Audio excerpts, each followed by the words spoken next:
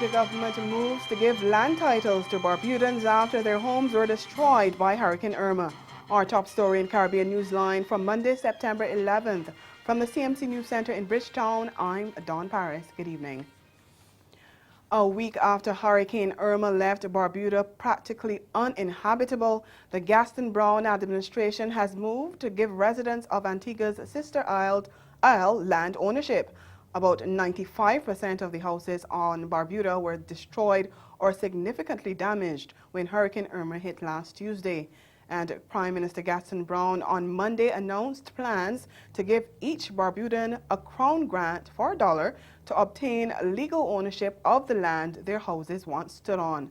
Speaking during a special sitting of Parliament, he said the initiative would empower the almost 2,000 residents. Occupying right now, rather than having, what do you call the tenure, Mr. Speaker? The licensees. No, the license to occupy. Oh, the license. We're saying here that we will give you freehold ownership. Good. And I want to tell you, the Barbudans that I have spoken to, they are absolutely elated over it. And understand how we will empower them, Mr. Speaker. What are the benefits? When you give a Barbudan freehold, first of all, those who have their properties that are damaged, they can go into the bank, they can borrow money, they can repair the properties, they can get a mortgage, they can build, they can get a loan for student purposes, to do businesses. It is a form of empowerment. And let me make the point here. It is untenable in the 21st century for Barbuda to be exclusively dependent on Antigua. Meanwhile, Director of the National Office of Disaster Services, NODS, Fillmore Mullin, says reconstruction on the sister isle must adhere to a more robust building code than the current one.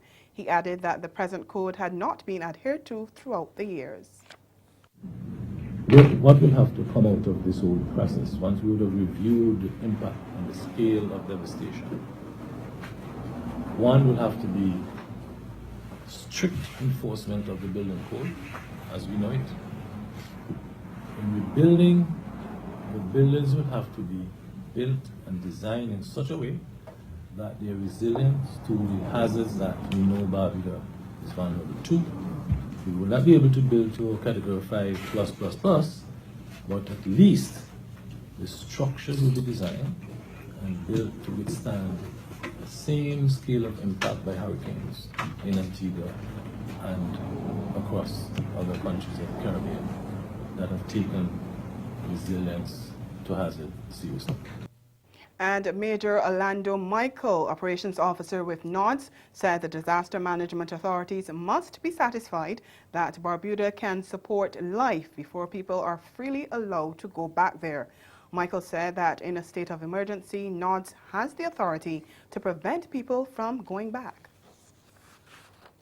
One, that the environment has a level of safety to it.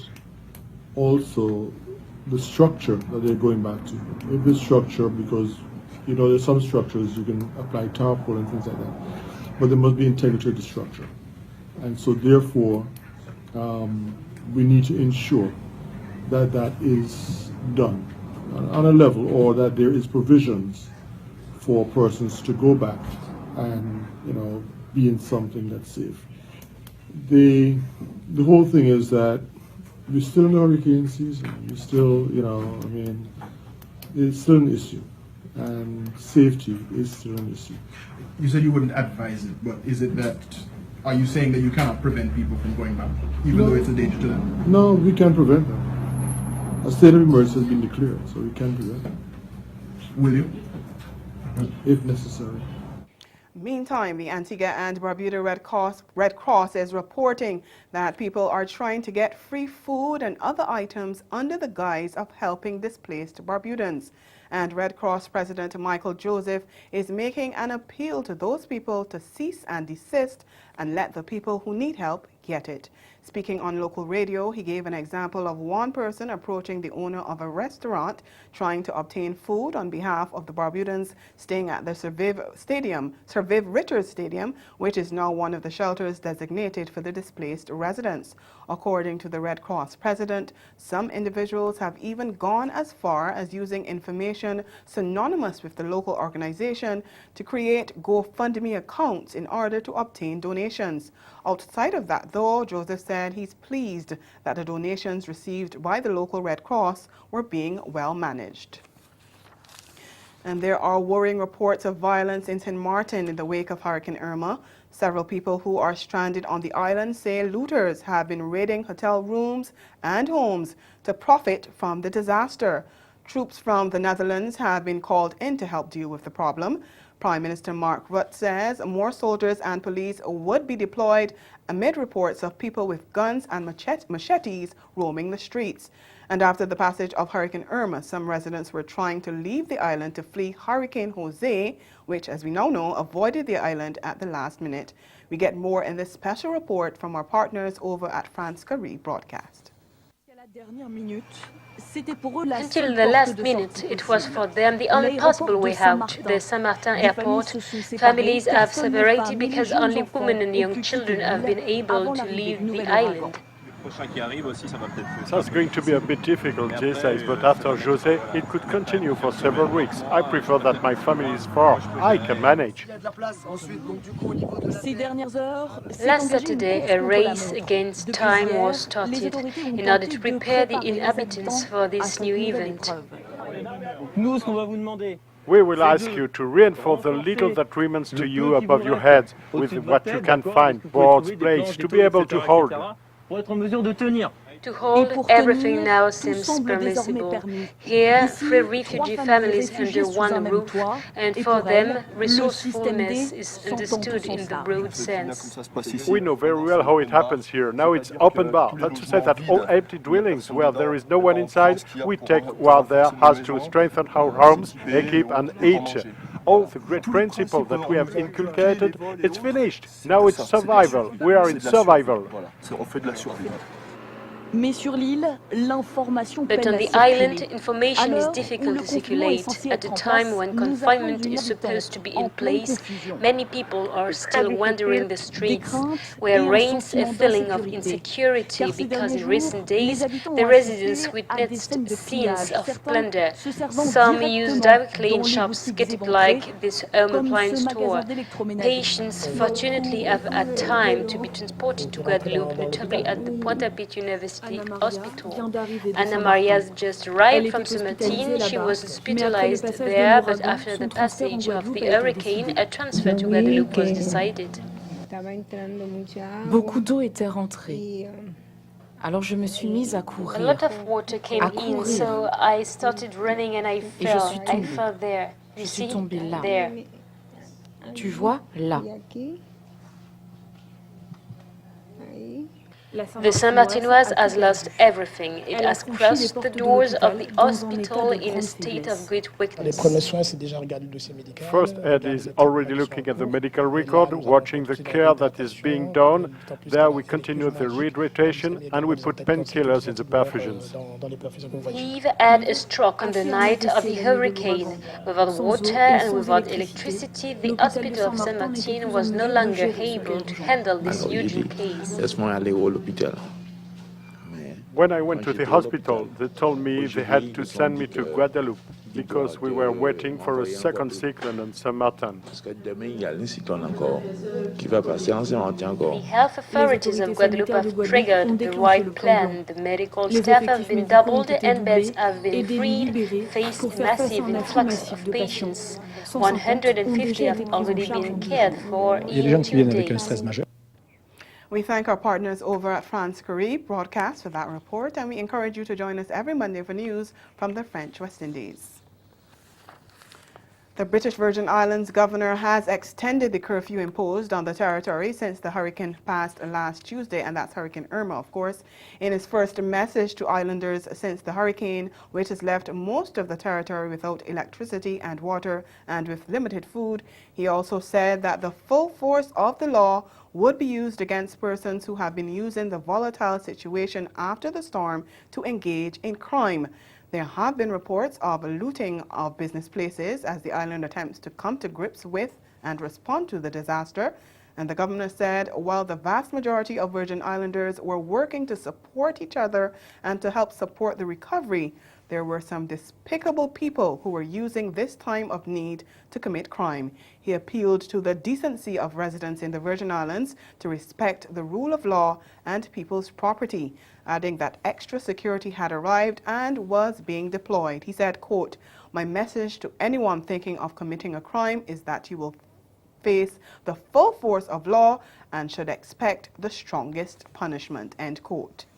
Meantime, BVI Premier Dr. Orlando Smith says a comprehensive economic package will be needed for the country to get back on its feet. He says the entire British Overseas Territory will have to be rebuilt, and that is no small undertaking. Smith said while there are resilient people, the death and destruction caused by Irma has shaken them to the core. The Premier said a comprehensive economic package for reconstruction backed by the UK government will be needed over the long term in order to return to normalcy. And he said he was looking forward to hearing from London about its plans for working with the BVI to ensure that happens in a timely fashion. In other hurricane-related news, at least 10 people are now reported dead in Cuba in the aftermath of Irma, which barreled through the island as the first Category 5 hurricane to make landfall since 1924. Irma made landfall in northern Cuba on Friday night as a Category 5 hurricane, ripping off roofs, collapsing buildings, and flooding hundreds of miles of coastline. Most of the victims were reportedly killed by collapsing buildings. Cuban President Raul Castro said recovering from the impact of the hurricane would be an immense task. At least 23 deaths have been confirmed across the Caribbean after Irma brought catastrophic damage that left Barbuda practically uninhabitable and devastated several other islands. Coming up in Caribbean Newsline, an assessment of the hurricane damage to the region's tourism plants is underway. Stay with us. The government of Dominica and Discover Dominica Authority welcomes you to the most unique Caribbean island, Dominica. Bursting with life, with energy, Dominica enraptures you in the vibrancy of the 20th edition of the World Creole Music Festival, October 27th, 28th, and 29th. Windsor Park Sports Stadium, Roseau, Dominica, featuring Marshall Montano, Sweet Mickey, Movado, Kalasha, Bungie and Fayan, Class, Kai, Zuko Stars, Roman Virgo, Itana, Issa Banton, Triple K International, Yemi Holiday, Music All Stars, Breathe, Swinging Stars, and more. Be part of the spectacle. This is the World Creole Music Festival, held in the nature island of the world, Dominica. Season tickets US $125 or $325 EC. Nightly tickets US $48 or $120 EC. Visit DominicaFestivals.com where you will yearn for more. C'est Musicanu. Dominica. In a place where legends start, the beach is just the beginning. So live a little for the exhilaration and the color of every moment, where time is and life is a spirited event. Immerse yourself in the culture, the music, the people, the island. Love Antigua and Barbuda. Embrace an experience that leaves you breathless, from cricket to sailing week to carnival and more. Antigua and Barbuda, the beach is just the beginning. Do you want a real Barbadian experience with peace and tranquility? A home away from home feeling? Come and stay at Best E Villas.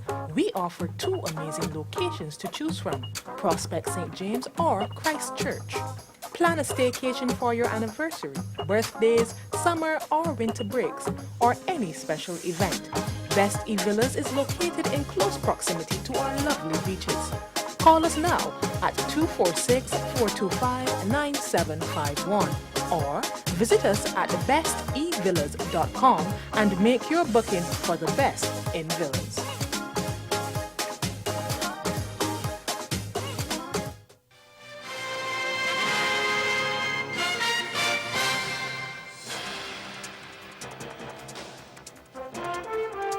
Welcome back. As the recovery and restoration efforts in the islands affected by Hurricane Irma begin in earnest, the Caribbean Tourism Organization, the CTO, is on the ground assessing the damage from a tourism point of view. Secretary General of the CTO, Hugh Riley, is part of the team from the Caribbean Disaster Emergency Management Agency, SEDEMA. From a tourism point of view, our responsibility is to assess the situation from several different points of view, including impact on the economy and understanding how quickly we can be up and running again. So he says it's critical that a proper assessment is done to be able to access funding for the restoration efforts. But he says there are challenges. we work very closely with the Caribbean Hotel and Tourism Association. The CHTA is constantly providing, together with the CTO, these updates on the infrastructure from the hotel accommodation sector. We apologize for that incorrect insert there, but Riley has praised the cohesiveness of the region in dealing with the crisis. The European Union on Monday said it had a moral duty to help those whose lives and homes were destroyed or severely threatened by Hurricane Irma as it made its way through the Caribbean last week, and it will be stepping up to the plate. The EU Commissioner for Humanitarian and Crisis Management says Europe is mobilizing further assistance for countries in the region affected by the hurricane, and it will do what it can for as long as it takes to get them back on their feet. It has now released an initial €2 million of humanitarian assistance for the most affected islands. That is targeted at supporting key areas such as water and sanitation, health, waste management, and logistics. Further EU funding for reconstruction efforts will also be available. And we now go back to that CTO clip from Hugh Riley. Very closely with the Caribbean Hotel and Tourism Association. The CHTA is constantly providing, together with the CTO, these updates on the infrastructure from the hotel accommodation sector point of view. So they know fairly well, because they are getting constant information, the CHTA they're getting constant information from their members about the status of the established hotel sector. I say established because I think the point that you're working towards is the fact that there is now a non-traditional accommodation sector that's growing throughout the Caribbean. So whereas in the past it was easy enough to figure out exactly where the visitors were in an emergency for evacuation purposes, for emergency services, for policing, it was very simple to find out exactly where visitors were and take the necessary action. Now visitors are well, they're pretty much dispersed among our communities because the sharing economy allows that. So more and more you'll find that visitors are staying in non-traditional accommodations. So they're staying in people's houses. They're guests of regular citizens of the Caribbean. That provides opportunities and considerable challenges, and the challenges certainly become obvious at times of crisis such as now. And as we heard earlier, Riley is in praise of the cohesiveness of the region in dealing with this hurricane crisis. Sometimes people who are outside of the Caribbean don't get a sense of the volume of help and the cohesiveness, really, of the effort that exists here in the region. So the point is that Antigua and Barbuda aren't standing on their own, Anguilla isn't standing on its own, the BVI isn't standing on its own, TCI and so on. There is help from all around the region and from outside the region as well. And ahead in Newsline Sport, Trimbago Knight Riders take a second CPL title. We'll be right back. In a place where legends start, the beach is just the beginning. So live a little for the exhilaration and the color of every moment, where time is and life is a spirited event. Immerse yourself in the culture, the music, the people, the island. Love Antigua and Barbuda. Embrace an experience that leaves you breathless. From cricket to sailing week to carnival and more. Antigua and Barbuda, the beach is just the beginning. Do you want a real Barbadian experience with peace and tranquility? A home away from home feeling? Come and stay at Best E Villas. We offer 2 amazing locations to choose from, Prospect St. James or Christchurch. Plan a staycation for your anniversary, birthdays, summer or winter breaks, or any special event. Best E Villas is located in close proximity to our lovely beaches. Call us now at 246-425-9751 or visit us at bestevillas.com and make your booking for the best in villas.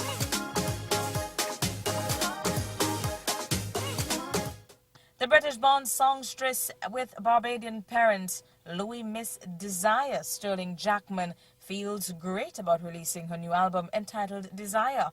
On the album, she said that her favorite tracks are My Team, which she thinks everyone can really relate to, and You Make Me Say. Ms. Desire revealed the news that she was signed to VP Records on her 29th birthday this year as well.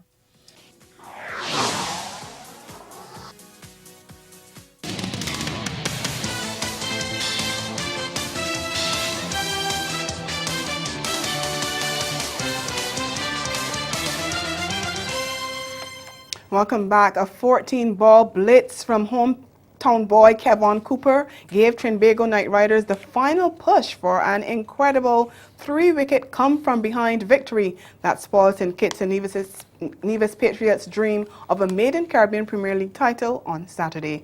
Batting again proved the undoing of the Patriots. West Indies 2020 captain Carlos Brathwaite hit the top score of 30, batting at 7, and his left-handed cousin and fellow Barbadian Jonathan Carter made 21. No other batsman reached 20, including Chris Gayle.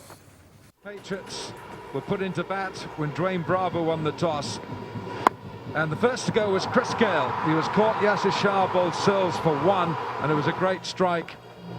And then Mohammad Hafiz soon followed. He went for 5, looking to get runs on the board. Runs were difficult to come by. Evan Lewis opening the batting with Gayle, and Brandon King came in and hit a couple of big blows. King got 30 against them in the first playoff. Lewis with a delightful stroke and looking well set for a big score. But then Narayan came on and got him out. LBW's second ball. He's got his number, Narayan. And King went straight after the Carib drinks break. First ball after the drinks break. Cooper getting his man. Yeah, and then you see, this is where you feel they got back into the contest here. Thomas and co. And the Thomas Wicket, what a cracking catch. Yasir Shah off Cooper for 17. And Brathwaite, so key, so vital, we've seen in this form of the game here in the final, gets to 30 off just 25, and he struck it so powerfully, and in the end Carter got knocked over for 21. But the last over was dramatic because Mohammad Nabi came in. He should have come in earlier, but he hit 18 off 5. The last over, bowled by a limping Dwayne Bravo with a hamstring problem, went for 21, and they finished 135 for 6. The Patriots seemed to have one hand on the title when they reduced TKR to 90 for 7, and the home team still needed 28 from the final 13 deliveries. But Cooper gave cogent proof that where there is life, there is hope, to ensure that Dwayne Bravo's side clinched the title for the second time.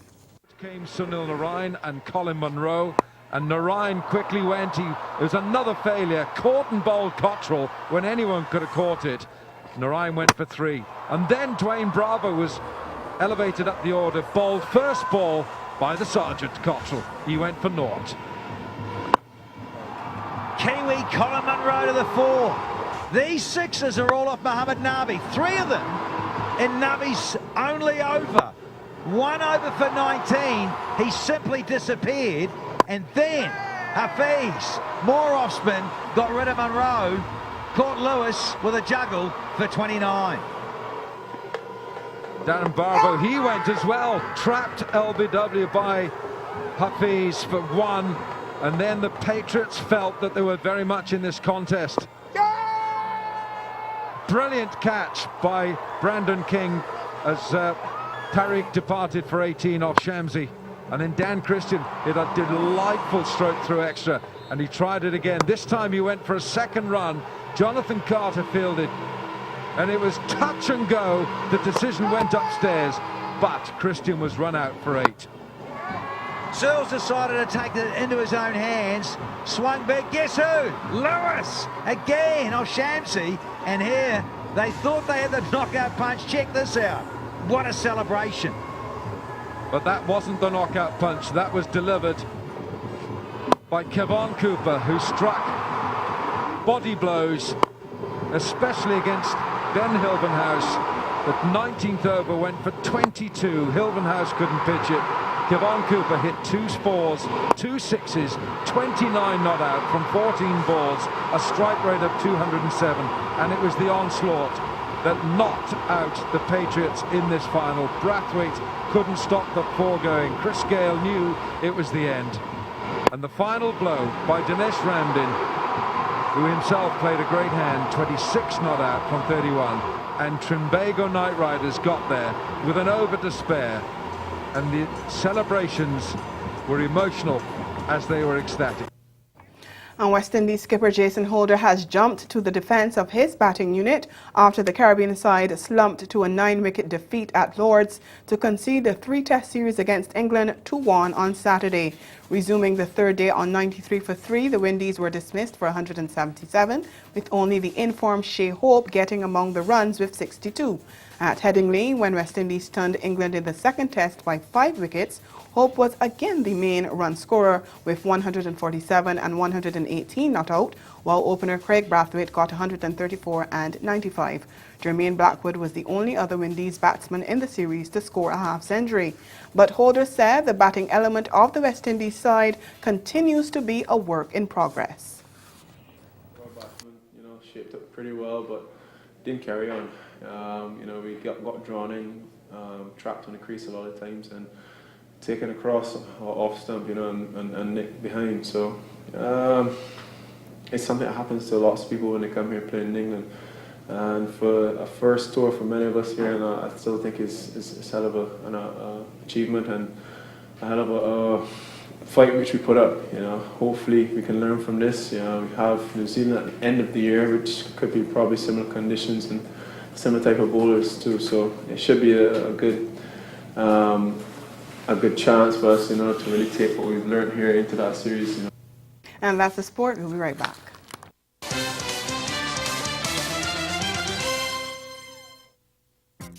Grow your business or promote your event through the services offered by the Caribbean Media Corporation and CaribVision. Our distribution provides a platform on cable, terrestrial television, and websites. We cover carnivals and events from across the region. We can bring your event live and alive to the world. For music makers, program producers, businesses, we can expand your reach to in excess of 2 million households daily.